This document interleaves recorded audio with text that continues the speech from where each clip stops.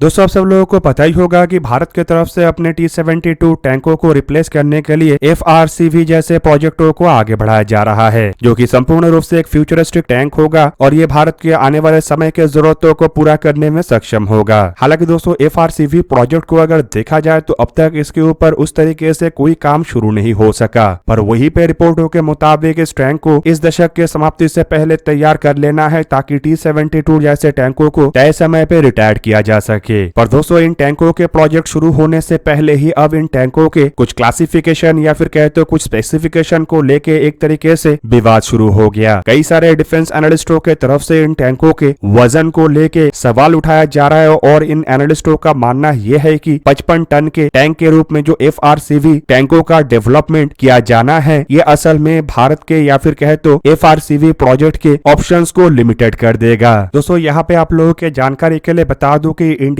Army अपने बेड़े के T-72 जैसे टैंकों को रिप्लेस करने के लिए करीबन 1770 नेक्स्ट जनरेशन के टैंक चाहता है और इसी के लिए ही FRCV प्रोजेक्ट को लॉन्च किया गया है। और दोस्तों इस प्रोजेक्ट के अंतर्गत इंडियन आर्मी को जो टैंक मिलेगा वो केवल मात्र नेक्स्ट जनरेशन के टेक्नोलॉजी से ही लैस नहीं होगा, बल्कि इसका वजन भी 55 टन के आसपास होना चाहिए। हालांकि दोस्तों इस वजन में 5% ऊपर नीचे होने से शायद कोई फर्क ना पड़े, पर दोस्तों इस टैंक के प्रोजेक्ट को लेके कंट्रोवर्सी इसके वजन के इर्द गिर्द है। खास करके डिफेंस एक्सपर्ट या डिफेंस एनालिस्ट रणेश राजन का मानना यह है कि ये जो 55 टन के कैटेगरी को यहाँ पे सेट किया गया है, इससे ओरिजिनल इक्विपमेंट मैन्युफैक्चरर के लिमिटेशन को बढ़ा देगा। इवन दोस्तों अगर देखा जाए तो इंडियन आर्मी FRCV प्रोजेक्ट को लेके काफी उत्साहित भी है और रिपोर्ट में दावा किया जा रहा है कि इसी साल के अंत तक इंडियन आर्मी के तरफ से इन टैंकों को लेके अपना रिक्वेस्ट फॉर प्रपोजल भी जारी कर दिया जाए। और दोस्तों एक्सपर्ट रणित रजन का मानना यह है कि ये जो 55 टन के क्लासिफिकेशन रखा गया है, अगर इसे देखा जाए तो इसके वजह से कई सारे यूरोप के देशों के द्वारा हाल ही में डेवलप किया हुआ ये जो टैंक है ये FRCV के टेंडर से बाहर हो जाएगा। इवन अमेरिका के भी मॉडर्न टैंक इस प्रोजेक्ट में पार्टिसिपेट नहीं कर पाएगा और भारत के सामने ऑप्शन के रूप में रशिया के द्वारा निर्माण किया हुआ T-14 आर्माता जैसे टैंक, साउथ कोरिया के K2 ब्लैक पैंथर जैसे टैंक और जापान के टाइप 10 जैसे टैंक ही रह जाएगा। हालांकि इसके अलावा DRDO के तरफ से भी एक डिजाइन को सामने रखा गया है, वो भी FRCV प्रोजेक्ट में पार्टिसिपेट कर सकेगा। इवन दोस्तों रणित रजन का यह भी मानना है कि दुनिया में जो मॉडर्न मेन बैटल टैंक खास करके हैवी टैंकों का निर्माण हो रहा है, उसमें से ज्यादातर टैंकों का वजन 60 टन से अधिक है और यूरोप में केवल मात्र Panther KF-51 main battle tank ही एक ऐसा टैंक है जिसका वजन 60 टन के नीचे है और करीबन 59 टन है। इसके अलावा जर्मनी के फेमस लेपर्ड 2 टैंकों को भी अगर देखा जाए तो इसका वजन भी करीबन 62 से 66 टन है, जबकि फ्रांस के तरफ से निर्माण किया हुआ लिक्लेयर मेन बैटल टैंक को अगर देखा जाए तो ये टैंक भी वजन में काफी भारी है और रिपोर्ट के मुताबिक एक लिक्लेयर टैंक का वजन अपने फुल इक्विपमेंटों के साथ 60 टन से अधिक है। और इन दोनों टैंकों को रिप्लेस करने के लिए फ्रांस और जर्मनी के द्वारा मिलकर जो फ्यूचरिस्टिक कॉम्बैट टैंक या फिर कहे तो मेन ग्राउंड कॉम्बैट सिस्टम का निर्माण किया जा रहा है, उसका वजन भी करीब करीब 68 टन रहने वाला है। इवन दोस्तों अगर आप अमेरिका के सबसे बेहतरीन टैंक मतलब M1 एब्राम ACV V3 टैंकों को देखें तो इसका वजन भी करीबन 73 टन तक है, जबकि भारत के द्वारा निर्माण किया हुआ अर्जुन मार्क 1 और मार्क 1A जैसे टैंकों को भी अगर देखा जाए तो ये भी काफी भारी भरकम टैंक है जिसका वजन 64 से लेकर 68 टन तक है। पर नेक्स्ट जनरेशन के मेन बैटल टैंक या फिर कहे तो FRCV प्रोजेक्ट को लेकर भारत के तरफ से एक स्ट्रिक्ट रेस्ट्रिक्शन रखा गया है कि टैंकों का वजन 55 टन से अधिक ही नहीं होना चाहिए। दूसरी तरफ दोस्तों देखा जाए तो ऐसे टैंकों के प्रोजेक्ट को लेकर भारत के कई सारे प्राइवेट कंपनी जैसे कि L&T, महिंद्रा, टाटा जैसे कंपनी भी इंटरेस्टेड है, लेकिन अब तक ये साफ नहीं हुआ है कि इन कंपनियों के द्वारा क्या फॉरेन डिजाइन के ऊपर या फिर फॉरेन ओरिजिनल इक्विपमेंट मैन्युफैक्चररों के बेस पे टैंकों का ऑफर रखा जाएगा या फिर अपना कोई नया डिजाइन अपने आप से ही पेश किया जाएगा। हालांकि दोस्तों इसके अलावा बताया ये भी जा रहा है कि भारत इन टैंकों के इंटेलेक्चुअल प्रॉपर्टी राइट भी अपने हाथ में रखना चाहता है और डिफेंस एक्सपर्टों का मानना है कि ये जो इंटेलेक्चुअल प्रॉपर्टी राइट है ये भी टैंकों के प्रोजेक्ट के लिए एक लूपहोल बन सकता है। इवन दोस्तों एक्सपर्टों का यह भी मानना है कि भारत की तरफ से अपने FRCV प्रोजेक्ट के अंतर्गत टैंकों के रिक्वायरमेंट को बढ़ाना चाहिए। खास करके 1700 टैंकों की जगह में कम से कम 2200 टैंक अगर भारत की तरफ से परचेस किया जाता है तो इससे T-72 जैसे टैंकों के बड़े संख्या को रिप्लेस करना भी आसान होगा और दूसरी तरफ इससे फॉरेन ओरिजिनल इक्विपमेंट मैन्युफैक्चरर को करीब करीब 40 साल तक एक बड़ा बिजनेस मिलेगा, जिससे कि इन कंपनियों के द्वारा इंटेलेक्चुअल प्रॉपर्टी राइट शेयरिंग में शायद मुश्किलें ना आए। पर दोस्तों अगर ऐसे कंपनियों को बड़ा बिजनेस नहीं मिलता है तो शायद ही कोई कंपनी या फिर कहे तो शायद ही कोई बड़े टैंकों की intellectual intellectual property right Bharat के साथ शेयर हो। हालांकि दोस्तों इन सभी चीजों को एक तरीके से दूसरे मुद्दे के रूप में देखा जा रहा है, लेकिन यहाँ पे FRCV प्रोजेक्ट का फिलहाल सबसे बड़ा मुद्दा इन टैंकों के वजन को ही गिना जा रहा है, क्योंकि टैंकों के रिक्वायरमेंट में अगर 55 टन को स्पेसिफिक कर दिया जाता है तो इससे कई सारे विदेशी कंपनी अपने टैंकों का प्रस्ताव भारत के सामने नहीं रख पाएगा और भारत के सामने केवल मात्र 3 ही फॉरेन ओरिजिनल इक्विपमेंट मैन्युफैक्चरर का टैंक रह जाएगा, जिससे कि नेगोशिएशन के दरमियान भारत को मुश्किलों का सामना करना पड़ सकता है, या फिर कहे तो नेगोशिएशन लिमिटेड हो जाएगा। अब एक तरफ दोस्तों टैंकों को लेके भारत का जहां पे एक अलग ही डिस्कशन चल रहा है, तो वहीं पे दूसरी तरफ भारत के कई सारे प्राइवेट स्टार्टअप्स के तरफ से अपने कामों को अंजाम देते हुए भारत के लिए हथियारों को एक के बाद एक तैयार किया जा रहा है। और ऐसे ही अब एक स्टार्टअप में नागपुर स्थित स्टार्टअप भी शामिल हो चुका है, जिसके द्वारा cutting edge missile decoy drone को अनवेल किया गया है, जो कि टर्बो जेट इंजनों से लैस होगा। दोस्तों नागपुर स्थित JSR डायनामिक असल में एक ऐसा प्राइवेट सेक्टर स्टार्टअप है जो कि एयरबॉर्न गाइडेड वेपनों को बनाने में अपने स्पेशलाइजेशन रखता है, और हाल ही में कंपनी के तरफ से एक miniature ground launch missile drone decoy को डिजाइन करके दुनिया के सामने लाया गया है, जो कि एयर डिफेंस ट्रेनिंग और काउंटर मेजर को संपूर्ण रूप से बदल देगा। रिपोर्ट में दावा किया जा रहा है कि ये जो सिस्टम है ये असल में एक ताकतवर तरीन 150 किलोग्राम फोर्स के टर्बोजेट इंजन से लैस है, जिसका रेंज करीबन 300 किलोमीटर तक है, और ये एडवांस कैपेबिलिटी के साथ है जो कि रियल फाइटर एयरक्राफ्ट का मिमिक मतलब नकल कर सकता है। दोस्तों बताया जा रहा है कि इस तरीके के सिस्टमों को एयर डिफेंस सिस्टमों के ट्रेनिंग के लिए और काउंटर मेजर सिस्टमों के जांच और ट्रेनिंग के लिए बनाया गया है, और ये भी दावा किया जा रहा है कि इसमें जो 150 किलोग्राम फोर्स